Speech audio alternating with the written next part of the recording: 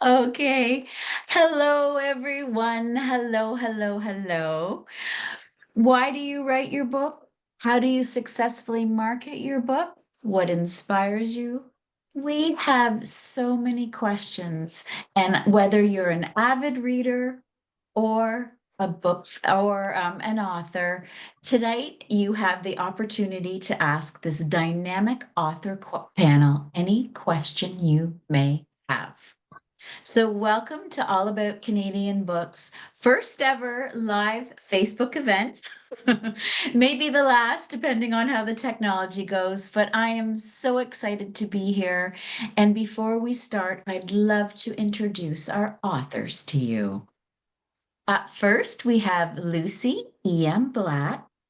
There she is there waving. She is the author of The Marzipan Fruit Basket, Eleanor Courtown, Stella's Carpet, The Brickworks, and Class Lessons Stories of Vulnerable Youth. Lucy's short stories have been published in Britain, Ireland, the USA, and Canada in literary journals and magazines. She lives in Port Perry, Ontario, the traditional territory of the Mississaugas of Scugog Island First Nations. Up next, we have Hollay Ghadery. She is waving, yeah. Hollay is an Iranian-Canadian author living on Anishinaabe land in Ontario. Use her memoir of mixed race identity and mental health won a Canadian Bookclub Award. Her poetry collection, Rebellion Box, was released in 2023, and her short fiction collection, Widow Fantasies, was released in the fall of 2024. She is the Poet Laureate of Scugog Township. Last but not least, we have Wayne Ning, born on, Yay. oh, yay, yeah, exactly. Born on Anishinaabe land, commonly known as downtown Toronto, to Chinese immigrants who fed him a steady diet of bitter melon and kung fu movies. Wayne's the author of The Family Code, which was shortlisted for the Guernica Prize in 2021, and the Ottawa Book Award. Letters from Johnny was the winner of the 2022 Best Novella by Crime Writers of Canada, and it was shortlisted for the Ottawa Book Award. And Johnny Delivers was just released. All About Canadian Books is situated on the traditional territory of the Anishinaabe people. Welcome, welcome, welcome, everyone. And to our viewers watching, welcome to you too. It is Ask the Author. Please put any questions you may have in the comment box. If you see me looking down, I'm frantically trying to find your comments on the Facebook page. And please feel free to ask away. I'd love to kick it off because I have a few questions for our authors. And I'd love to take us back to the beginning of their publishing journeys because they've all had very distinct and very different publishing journeys. Lucy, when and why did you start writing? I started writing in about grade 2, um, and wrote my first novel in grade 2. It was called The Great Mumbo, and it was a detective novel. And my grade 2 teacher was just a really encouraging woman, and she had me read it out loud to the class. And my classmates laughed and clapped and laughed. And I was hooked. I was just hooked. The whole storytelling magic just sort of kicked in for me when I realized that I could elicit those kinds of reactions from people. So I never really stopped writing. I had a very demanding career, first as a corporate trainer and then as an educator. But in all of my downtime, I was writing and publishing short stories. And near the end of my career, I was working with another writer, Donna Morrissey, and she encouraged me to pull those stories into a collection. which I did, and it became the Marzipan Fruit Basket and was published by Inanna Press out of York University. And they're stories of dislocation, women going through um, change in their lives. And I've just kept writing. I mean, there's so many stories to tell. And we look forward to so many more coming, Lucy. Wayne, what was the catalyst for you to start writing? I've always been good with language arts, but I spent my childhood in the 60s and 70s, and I never had any dreams about being a writer. I mean, my parents were immigrants, so none of us thought of a career in the arts. It just wasn't something that entered our consciousness. But as I said, I was good at writing and I always enjoyed it, but I think it wasn't until maybe 25, 30 years ago that I took it seriously. By that, I joined a writing group, but I never had dreams of publication. I always self-identified as a social worker, as a traveler, as an uncle, as a partner, so many other ways that I got my validation and self-actualization. And even after I wrote and published my first book, it took 13 years from conception to publication. I thought it was great, but I still didn't consider myself a writer.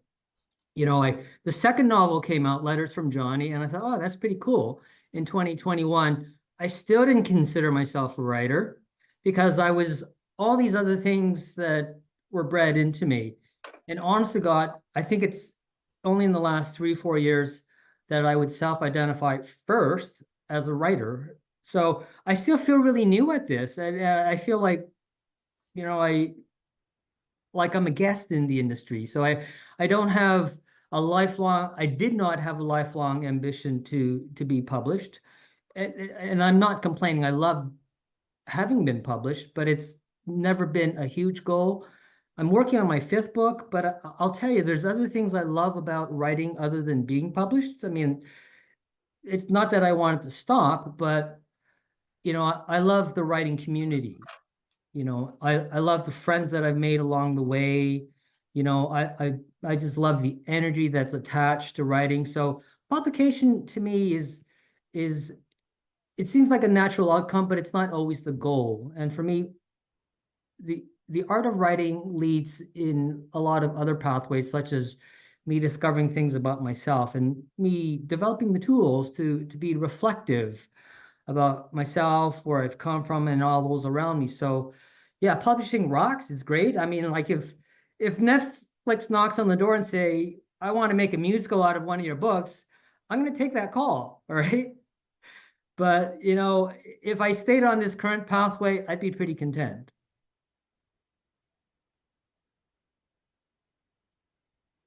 Hollay. And what about you? At what moment did you realize you wanted to be a writer? I think it was like this really heady mix of loving to read and then some unhealthy maladaptive daydreaming in my youth. Like I lived in a fantasy world all the time. I struggled with mental illness and didn't know how to fix it. So I often escaped into these fantasy worlds, either of my own creation or books. So I think writing was just a natural outcome of loving to read and not wanting to spend a lot of time in reality if I could help it. So that's it. I mean, I always wanted to be a writer. I never really expected to be one, though. It's like I also wanted to marry Paul Newman, or Monica Bellucci. Either or would have been wonderful, and didn't happen. So, we can dream big, but I didn't really expect it to happen. But while I'm saying that, it also felt like a natural outcome. Like you work hard enough. I also had encouraging teachers who either really believed in me or were kind enough to humor me. And once you have that praise, I think it's a bit of a sickness. Like I heard a comedian say recently that, making people laugh just makes him so happy. It's like you just want more and more and more. And it's like a sickness. And when I got praise from people who I admired, like teachers I admired and who I thought were just wonderful, it really helped. And it turns out like I don't need a lot of praise. I don't need like national accolades. I just need one person to say, hey, I liked your story, or hey, that was a really cool poem. And I'm like topped up. That's it. Like, good. But of course, like for me, it's also just this, it started as, and it will continue to be at its core, a way for me to make sense of my world and live in my head in a more healthy way than, perhaps otherwise I might have. And don't go away, Hollay. I have another one for you. For our new writers out there, there's so many traps that new writers can fall into. What do you think are the biggest problems that new writers encounter? I would say watching too many movies about what being a writer is like. No, don't. That's not life. We don't all get flown first class. We don't even get economy on a train paid for most of the time. Some publishers do. Some publishers do. I should say that. And you can apply for grants, but don't romanticize the idea of being a writer. And also, read widely, read everything. The amount of poets I've met in my life that like, oh, I'm a poet. I'm like, oh, it's amazing. What kind of poetry do you like? They go, oh, I don't read poetry. I'm like, are you kidding me? But like, it's a very common thing for people to barely read and then, want to write. I mean, the more you can read, the wider you can read, the better. And then also work at becoming a community member, reviewing books, interacting with literature on a critical level. Don't just, submit to necessarily publishers right away, although of course some people do. You can submit to literary journals, read them, get an understanding. I mean, these are really understanding what each journal wants. So don't just blindly submit. Like, does this take work? Yes. Is this, in our AI quick fix world, is this sounding exhausting to some people? Maybe. But I mean, it's what you have to do. I didn't have my first book accepted to publication until I was in my late 30s. But that entire time I was writing, I was publishing in literary journals and stuff. So when it came time for me to get published, I at least had some kind of track record. Like people knew kind of who I was through literary magazines, and it matters. And being a part of our cultural landscape matters. And being a part of it helps you understand it, and understanding it can really help create more manageable expectations. So you don't go into writing and publishing thinking you're going to, be like J.D. Salinger, who like wrote one book and then could retire to his cabin and be by himself and creepy and still sell. Like I would love to be by myself doing weird stuff in a cabin in the woods. That's not the reality. Yeah, me too.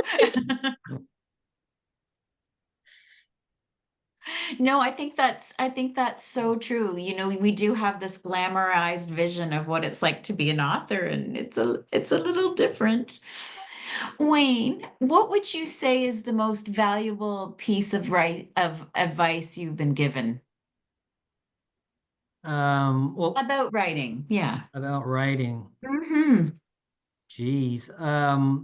Everything that Hollay has said, I'd say has been told to me, and they are invaluable lessons. So I'll flesh out a little bit of that. And I'm going to use a writing friend as a model. Wiley Hole, she lives in Vancouver. She's still looking for her first novel, and she's been on the cusp for 7 years, working on a memoir. I mean, she's had a couple of short stories out, and now agents are chasing her because her writing is just so good.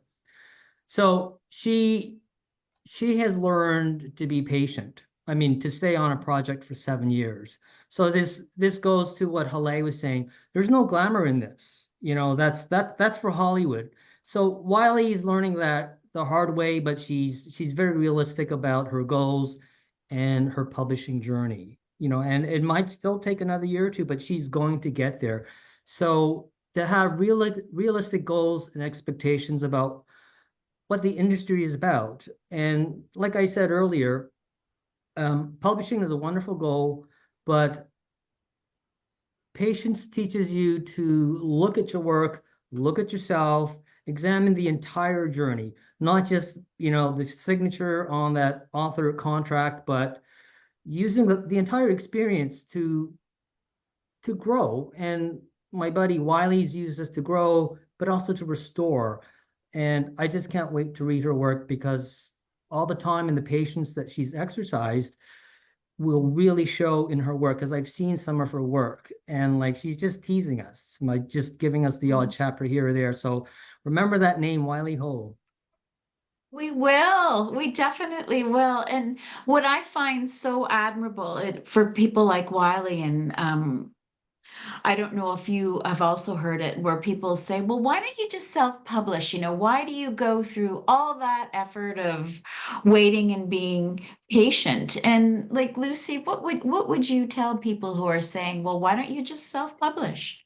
Well, a number of people I know locally have self-published. Sorry, have self-published. And it was the right decision for them. They didn't want to invest the number of years that Wayne is referencing, that it sometimes takes to attract a literary agent or a publisher. And some of these people are impatient, or they feel that they have, only so much time to commit to the project. So I think self-publishing is a viable alternative for some writers. It's not an alternative that I chose personally.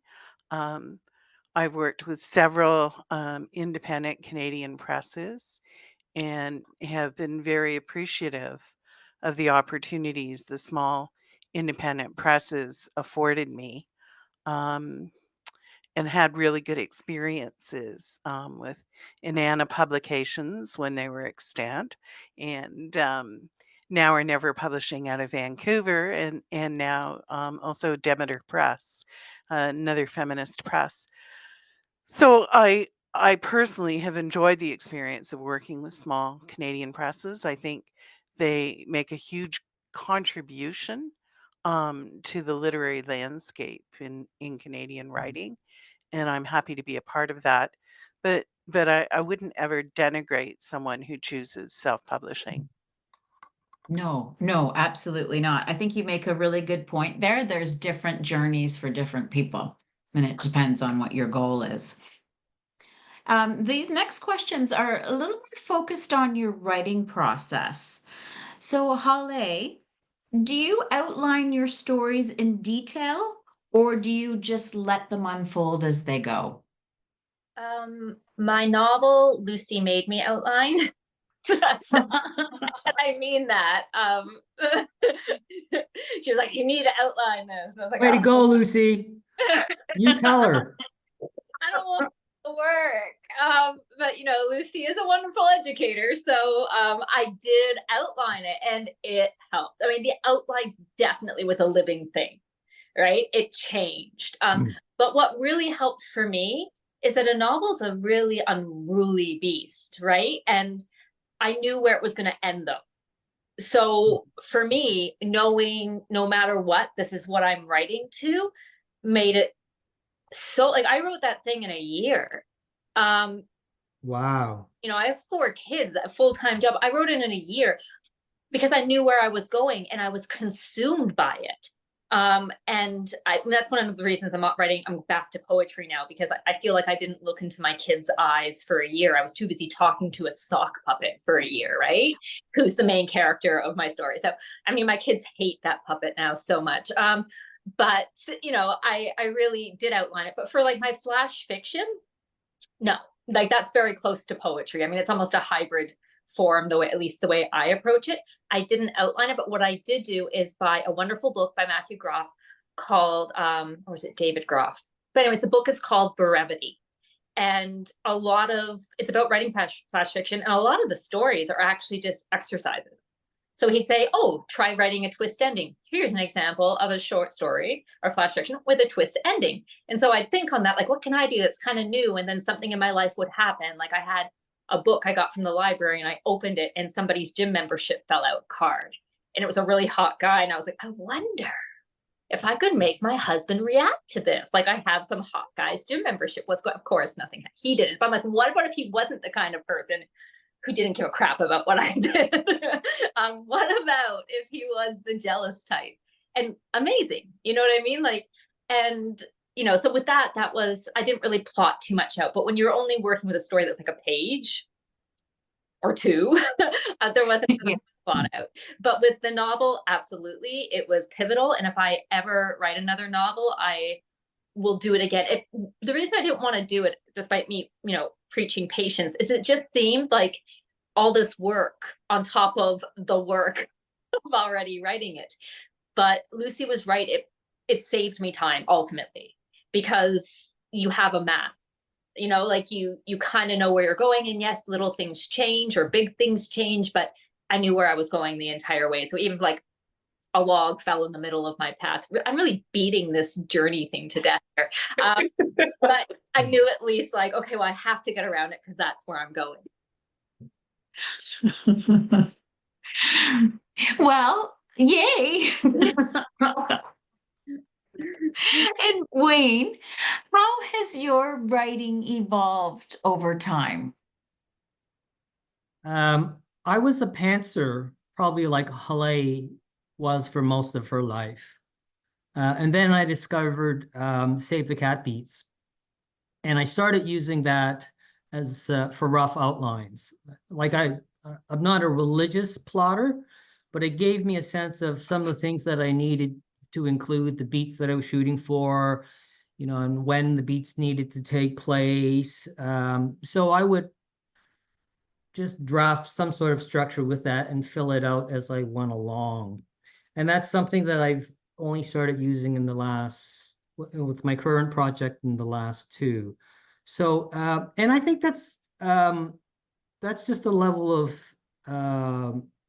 that's just evolution and maturity in my writing. Because when I was starting, I didn't have a Lucy to tell me to outline. Like, everybody needs a Lucy and a sock puppet. If listeners get anything out of this, like, find Lucy and find a sock puppet. So I often go in the classrooms and I tell kids, I talk about creative writing 101, and I know they just want to write. They want to save the world, they want to meet the guy next door, they want to beat up the bully, and they just start writing.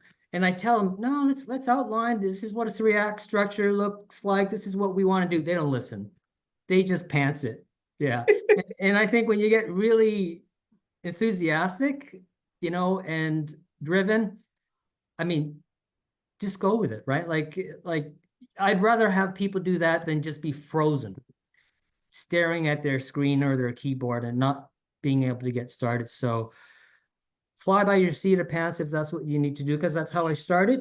But now I can't imagine approaching a project without having a sense of what I want to accomplish. And I'm very theme based. Like, what's the message that I want to say? What's the feeling and the meaning that I want the reader to walk away with after they close the book? That's where I start, and I build up from there. Okay. Now, Lucy, we're hearing about you being the outline queen here. So if you could walk us through, like, how do you approach an outline, and maybe you can give us some tips about what elements are in your outline. And Well, I do believe outlines are important. But I have to be really honest. When I'm in the midst of writing, my characters quite often take over and take me away from my outline. So quite often I'll have plotted something for a character, and then as that character develops and grows and their voice becomes stronger, they have a very different idea than the idea that I had for them in my original plot. And I tend to listen to them and to go with that. But I do think that there is real merit in understanding what the story is, the heart of the story, that I want to tell. and jotting an outline that allows me to facilitate a structure that will tell that story.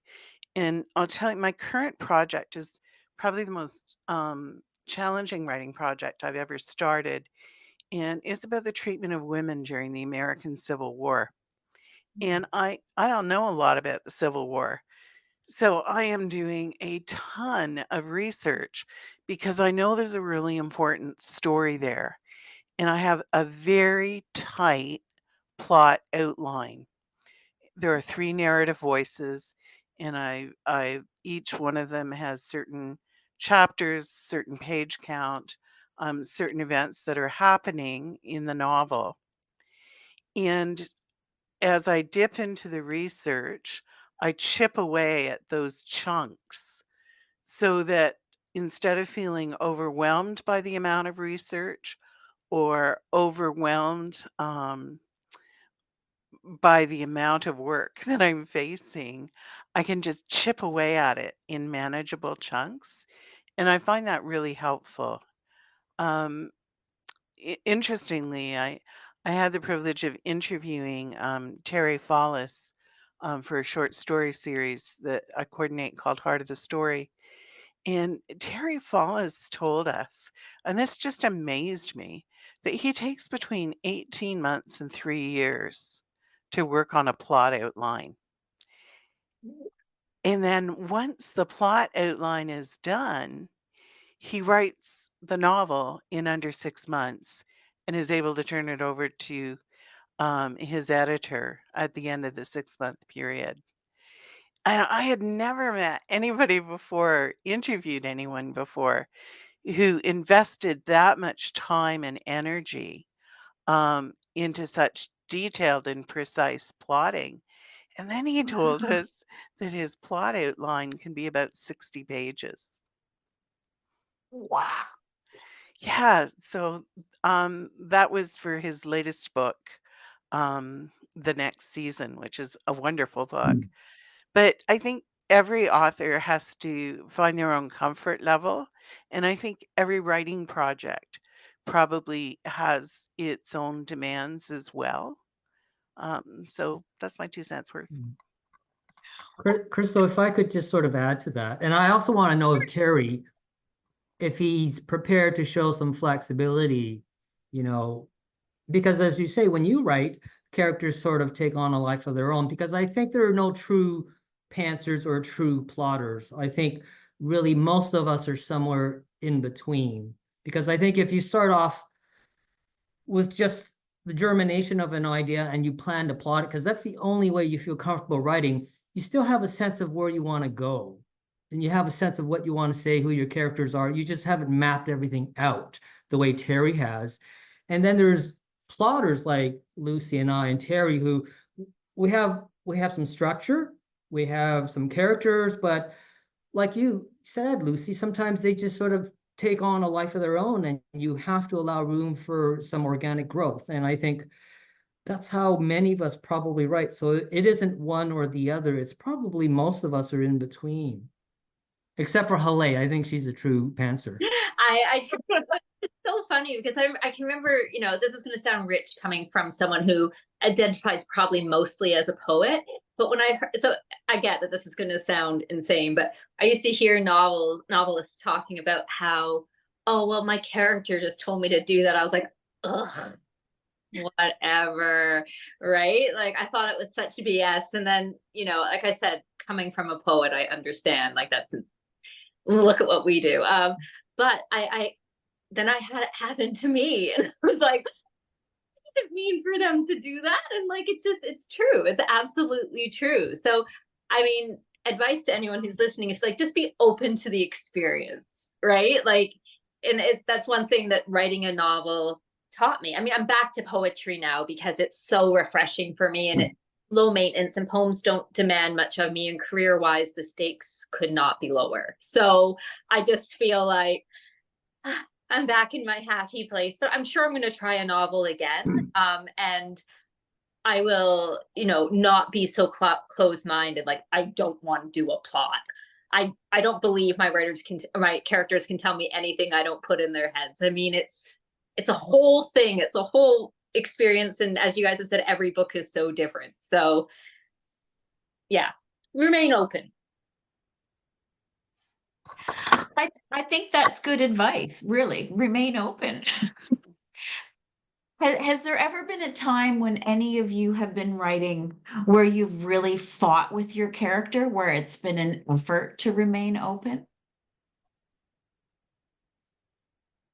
No, I mean, I've loved all my characters. I mean, I really love that sock. I had an oil portrait painted of it. Like, unhealthy love. I have loved every single one of my characters. So even the not lovable ones, I think that they surprise me and they're lovely. And but I've definitely found my limitations. Like I had one of my editors tell me that I can't write men. And I was like, that's fair. Like, that's a fair assessment, or I need to get better at it, or something. They're like, your men talk too much. Men don't talk that much. I'm like, that's fair.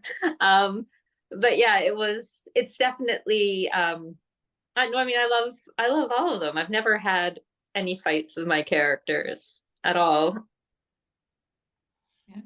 And Lucy, how do you develop your characters? I know you've got this outline, so I'm picturing that there's a wonderful process that you have for character development too. Well, that's a big question. And again, I would suggest that every writing project is probably different. Um, I think the genre that I really love is historical fiction. And so I have come up with a method that works really well for me for characters in a historical fiction work. And I start with a name. I do research into the period, the time, and the place, and I find a character's name. And once I have their name, I look at archival photographs of the period and get a sense of the clothing. And then I have a whole series of magazines and books, and I look for a face. And once I have the face and the name and have a sense of their clothing, I sort of plot out their birth, their death, their marriage, and then go backwards and figure out who their parents were. And so I have these sort of key historical data points, like when were you born, what was taking place when you were born, when were your parents married, what was taking place, and and I do all that sort of background research, and I have an idea of what they look like and what they wore, and then I just let it percolate. And this sounds crazy, but it's the magic of writing. After I've done that work, and I've let it percolate, um, they walk into my head and they help me tell the story. And they're fully formed.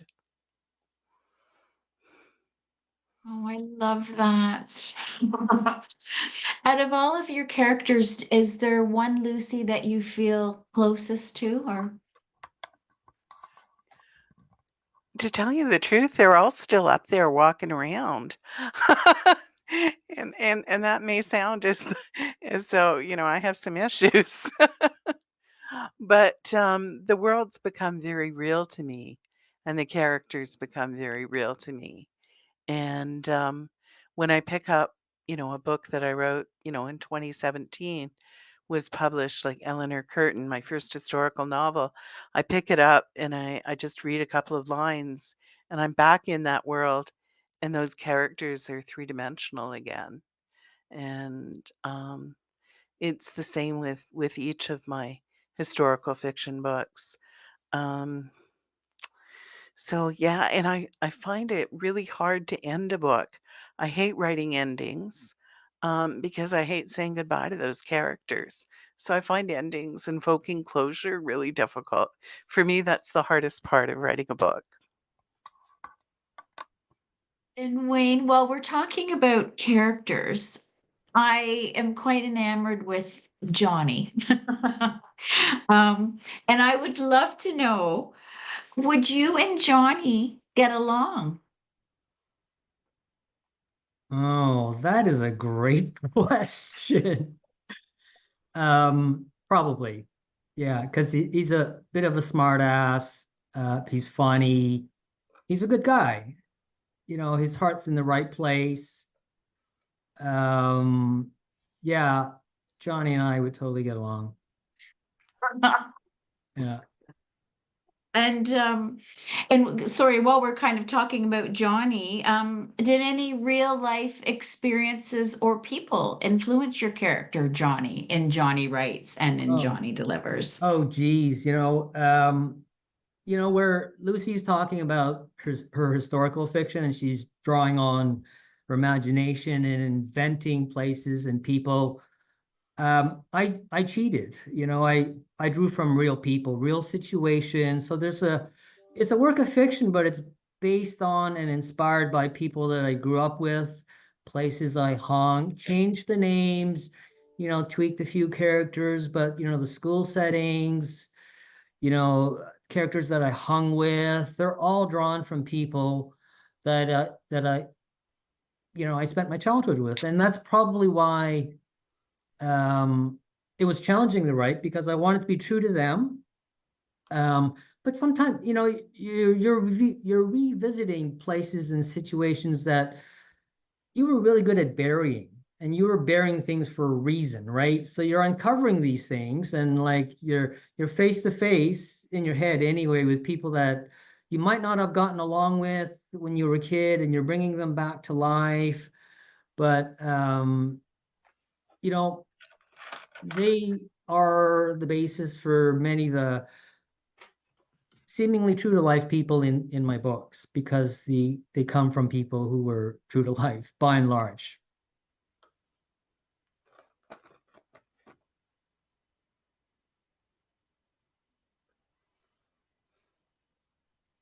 It would help if I unmuted before before I try and speak. Hollay, your latest book is called Widow Fantasies. And without even knowing anything about this book, if I didn't know anything about this book, I absolutely love the title and find it so intriguing. Can you tell us more about Fantasies? Yeah, so the title is a real phenomena. It's often with women with abusive or narcissistic partners experience it, and they are fantasizing about either killing their husbands, or in my case, and my husband is not abusive or narcissistic, he's just a product of his generation and was a lazy pain in my butt when I first married him. I just didn't want him around anymore. I didn't want a dependent. I already had a bunch of kids. I didn't want another dependent. And he was another dependent. Like, I was making his doctor's appointments for him. I was like, he was supporting me emotionally. Like, I'm 8 years sober. He had to live through that.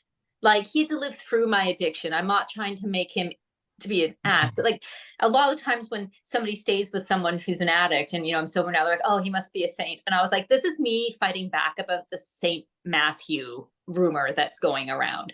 He is not a saint. He had his own issues, but it's kind of a fighting back against the patriarchal misogyny and expectations placed on women, who not only are expected to, be out there and, we want our own lives and our own careers, but then we're in charge of all this domestic labor, this cultural labor, this just emotive labor all the time.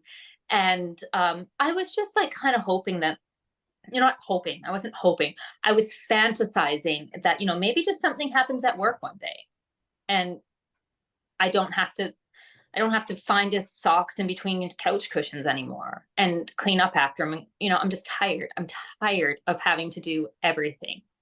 And my therapist was talking to me about how this is very common. Widow fantasies are very common. I just fell in love with that term because it's so oxymoronic, right? Like, it's delightful.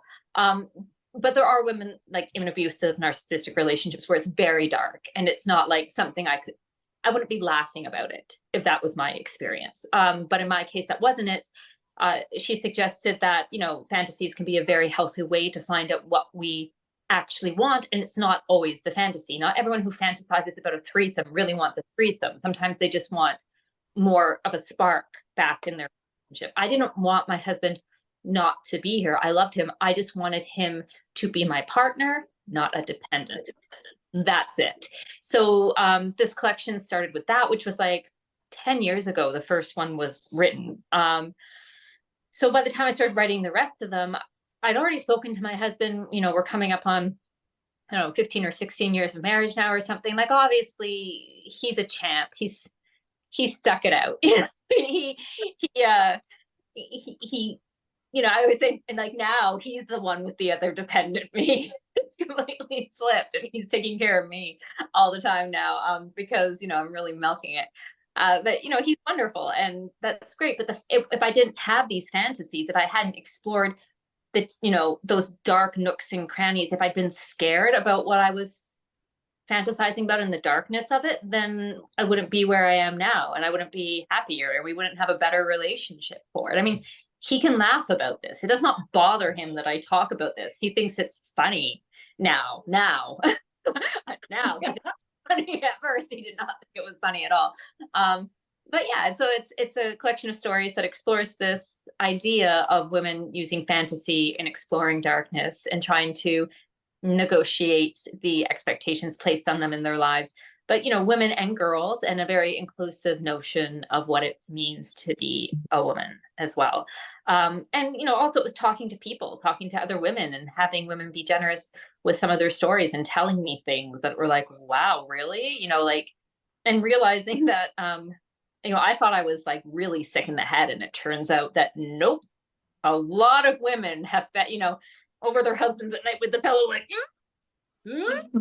like, I'm not the only one who's just fantasized a way out, and so yeah, it was really wonderful. It was a very therapeutic experience with my therapist, and then writing it wasn't therapeutic at all. It was just a grind and writing it, but I'm glad I explored it. That's amazing. And that was one of my questions to you was what does your husband feel about this? But you said he's cool with everything. Yeah, I mean, it's Yeah.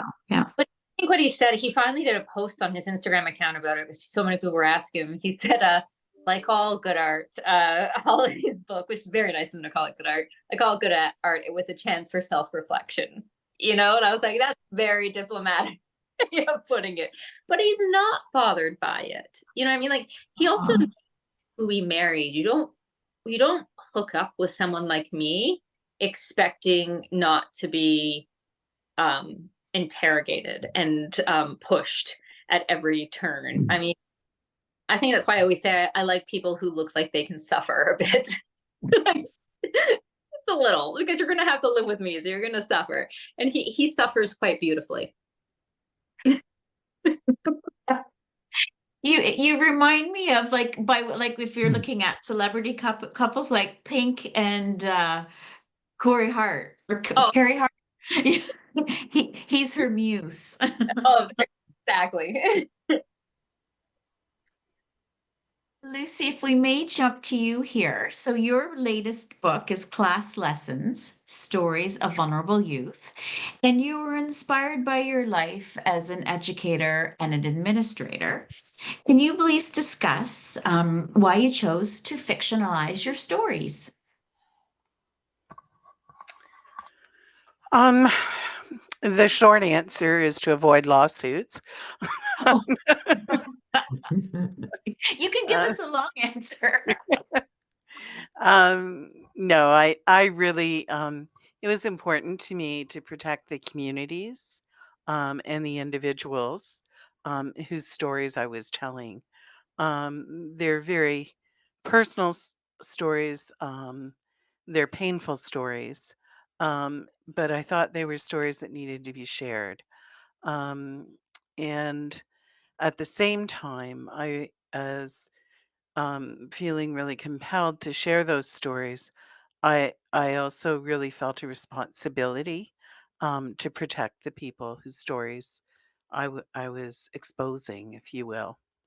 Um, with- as a writer, I mean, when you're telling stories and you're borrowing from real life, um, it's important to be respectful of the people whose lives you're looting from, if you will.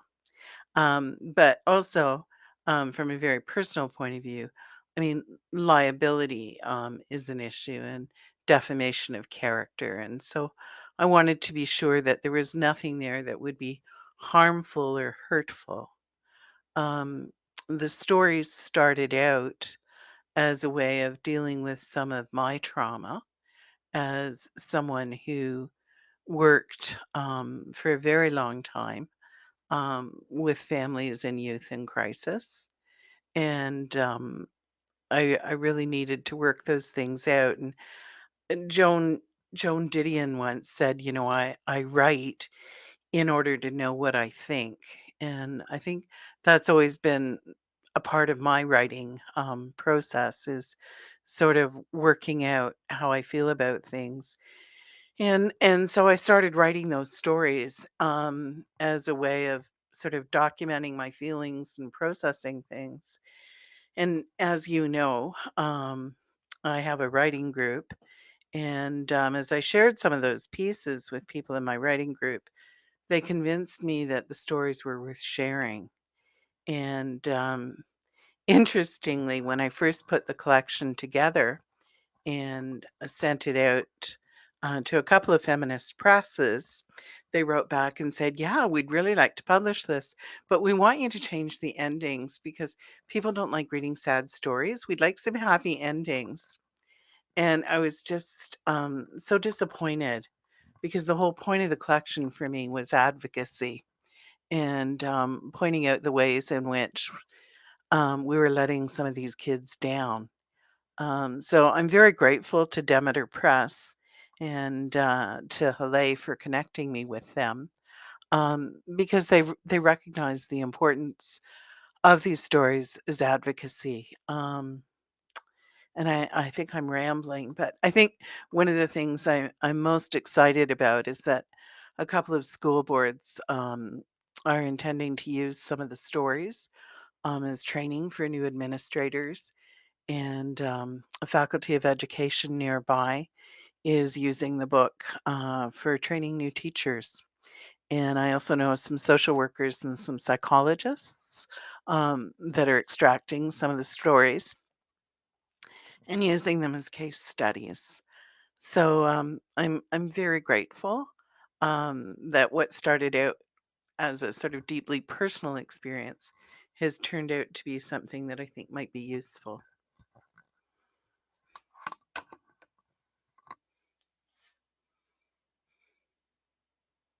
Oh, that's wonderful. Thank you for sharing that, Lucy. I should probably check and see if we have any questions besides me. So bear with me for a moment here. I'm just going to see. Maybe we'll. We've got hellos. Okay, so we have one here. Oh, this is a great question from Alyssa. Lisa. How do you motivate yourself when your manuscript gets rejected? And I'll put that out to anyone. I Well, actually, go ahead, Wade. rejection for me is motivation. Not that I want to get rejected all the time, but it gets me mad.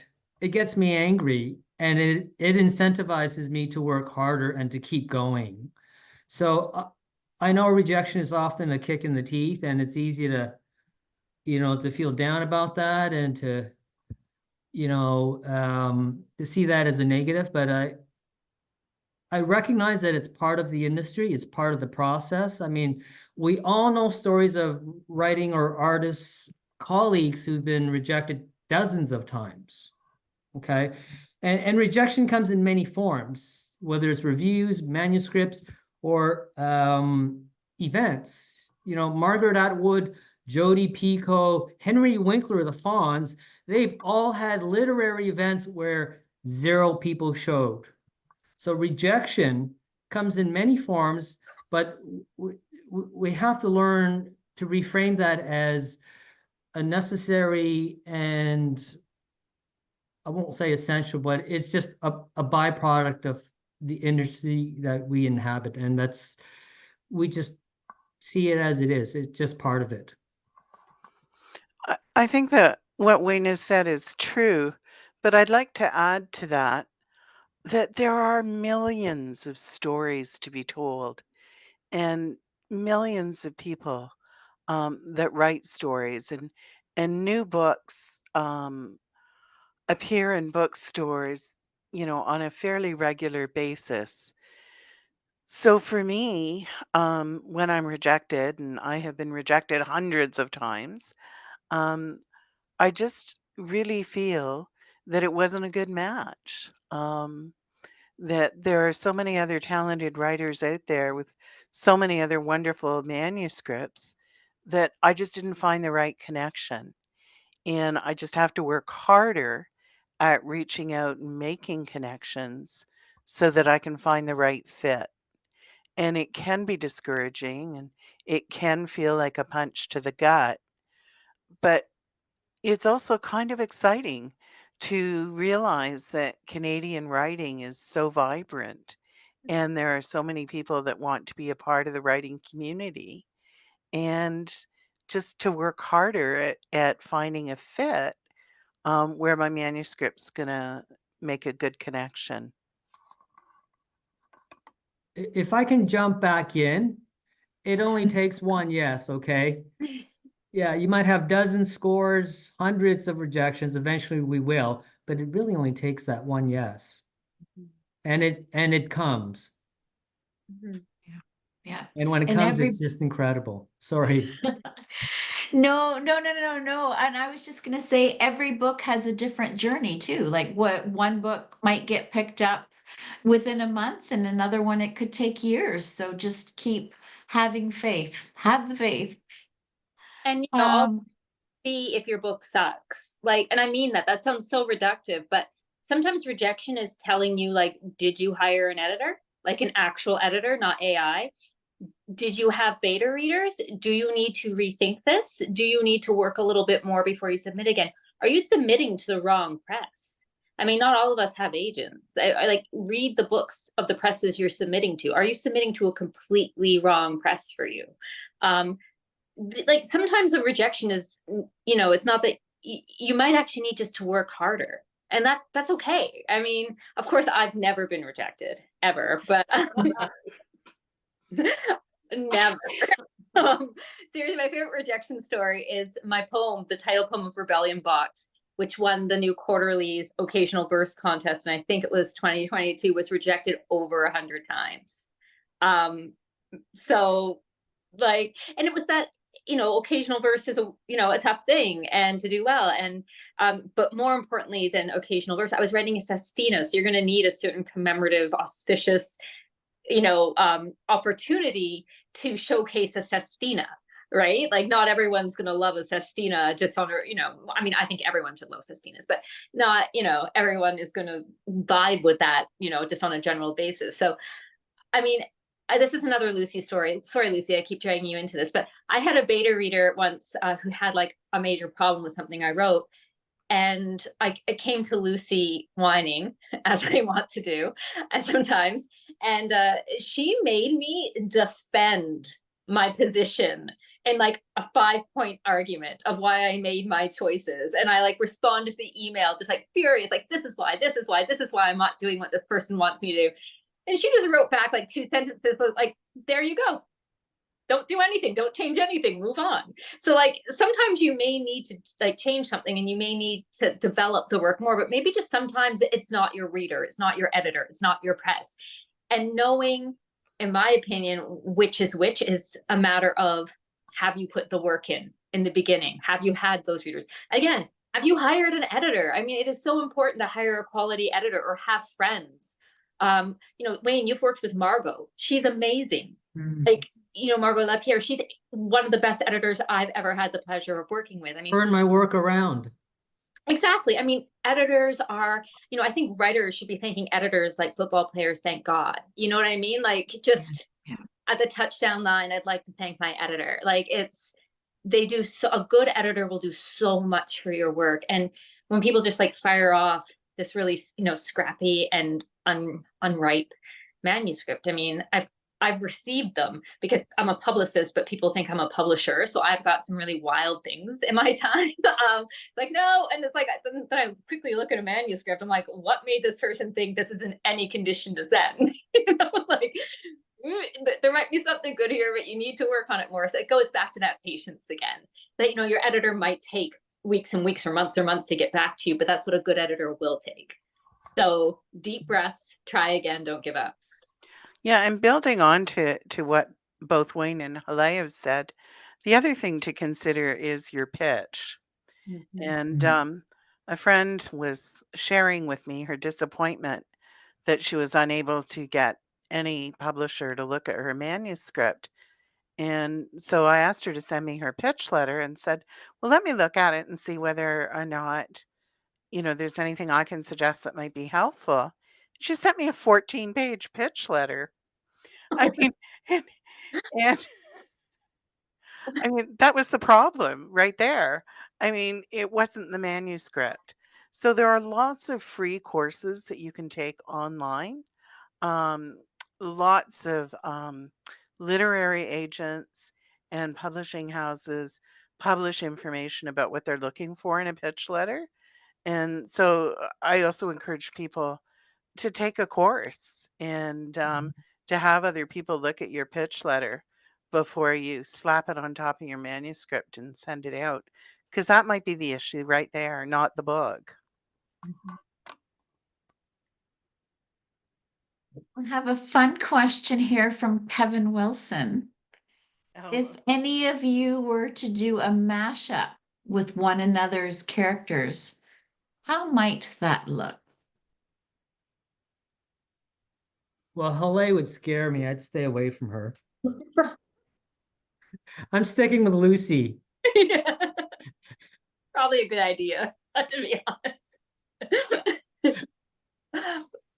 Oh, a mashup.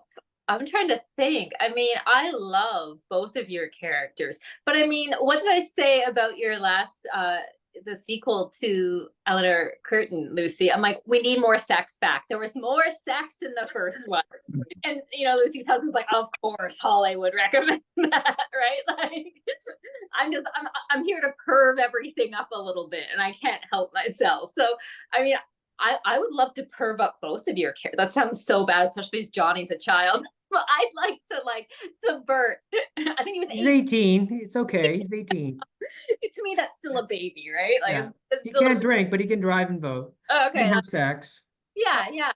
I think that's. But I mean, yeah, I think I would love to do that. But I also love them the way they are. Honestly, I mean, it's wonderful, and I don't blame anyone for wanting to stay out of my like Tim Burton-ish mind.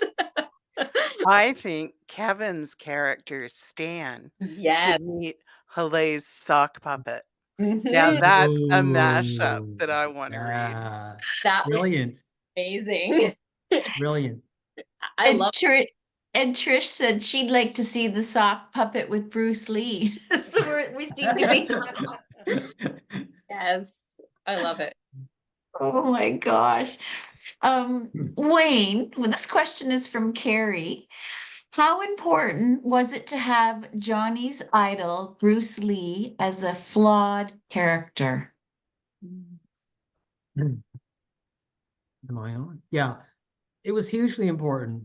I couldn't have a character who was one-dimensional where Johnny, the protagonist, would just worship him. That's boring. All our characters need to have texture and they need to have multiple dimensions. And the truth of the matter is, when I grew up with Bruce Lee, I idolized him. I did loathe him as well because he created this Chinese caricature that we all had this kung fu gene, which just wasn't true. But my only understanding of Bruce Lee as a child was he was infallible. He was a god, right? He was a fighting machine. I really knew nothing about him other than the fact that he married a white woman. That was huge. Yeah, it was actually illegal at the time, still in the 60s in the States. So as I grew up and became an adult and researched the story, I saw how very human Bruce was. You know, he loved women, he loved weed, he had quite the temper. So my main character needs to learn these things, and his journey has to parallel Bruce's journey. And he needs to see that the world isn't so black and white. It's just filled with grayscale. His world as well as Bruce's world. So they're almost parallel journeys, and they sort of like intertwine at the end. That would not have been able to happen had I had Bruce static, just on a platform where he was a hero. I needed him to have edge. I needed him to, be temperamental. I needed him and Johnny to fight. So, yeah. And that was probably closer to the real Bruce Lee that I didn't know as a kid, but came to know and respect even more as an adult. Are we going to have another Johnny, Wayne? It's a couple books away. Yeah. Okay. Yeah, there will be a third Johnny. That's all I'm going to say. Yeah, Okay. I just be like an OBGYN, like Johnny delivers too. It's going to be a grandfather. There, I said it. Yeah, exactly. Oh, I'm Johnny. How you doing? I used to be good looking. Yeah. Oh, I love Johnny so much. He's such a great character. Me too. I mean, gosh, weed with this, our egg rolls with the side of mustard. Yeah. Yeah, and I mean, there's the one scene in the book where he's really embarrassed by his mom. Yeah. And I feel so bad for the mom. And I understand him because I have teenagers who are embarrassed of me. Can't imagine why. Yeah, like You work at that, Hollay. yeah, I threatened to come into my kids' school doing like the Jets dance the other day, like snapping. Anyways, I didn't, but no, it was this. But what I found so sad about the embarrassment was that his mom is embarrassed him, but like his culture, like it's that internalized racism embarrassed. Right. Exactly. It's that mom doesn't speak English well, and like so it was just so it was really sad on a lot of levels. And it was like this one little scene, and maybe like this is what a good writer Wayne is that it's just a tiny little thing, like minimal exchange, but so much is conveyed in just like this tiny little Bruce Lee sucker punch. Bruce Lee, I'm sure, doesn't sucker punch. Whatever Bruce Lee does. Whatever. What is that thing he does where it's like the thing at the punch with the whatever? Anyways, obviously I am not a Bruce Lee person, but I felt, I mean, I'm a Bruce Lee expert, but I felt this, I was learning about all this stuff to do with Bruce Lee at the same time. Like as I was reading, I had no idea. And I was like, it was a lot, but I actually like you said, I actually respected him more at the end because he's human. That's right. It's multidimensional. Yeah. Thanks, Hollay. No problem. And Lucy, there was a question from you about, for you. Let me just double check here. Yeah, can you please repeat the name of the feminist press in Vancouver? Oh, the press in Vancouver that I deal with is Now or Never Press. They're not feminist. The two feminist presses that have published my work are Inanna Publications out of York University, and they have shuttered their publishing house. And the latest book, Class Lessons, was published by Demeter Press, which is a Toronto area publisher. Okay. I think that is all the questions we have. I'm going to do one last peek. Does anyone else have another question before we've got lots of thank yous for your questions and for your suggestions. Now, I think we have covered all of the questions this evening. Yay! Lucy, Wayne, Hollay, thank you so much for being a guest on All About Canadian Books Facebook Live. Oh my gosh. So the technology worked. We actually streamed on Facebook and had questions. So this is very exciting. I'm very happy. I will put, when I post this video on YouTube and also to social media, I'll put links to all of the authors' books and their websites. So if you want to learn more about them, because I figure we've only really scratched the surface. So, oh my gosh, yeah, really only scratched the surface, but I will put links to the website so you can learn more. And I mean, a big thank you to all of you and a big thank you to our audience. We so appreciate for you for watching. And And thank you, Crystal, Thanks, Crystal. for facilitating our evening. oh, Really appreciate this. it's my pleasure. You guys are great. So, hey, well, we can all get our slippers on now. So thank you again, really, from the bottom of my heart. Thank you for answering all our questions. It's always a pleasure. Bye, everyone. Good night.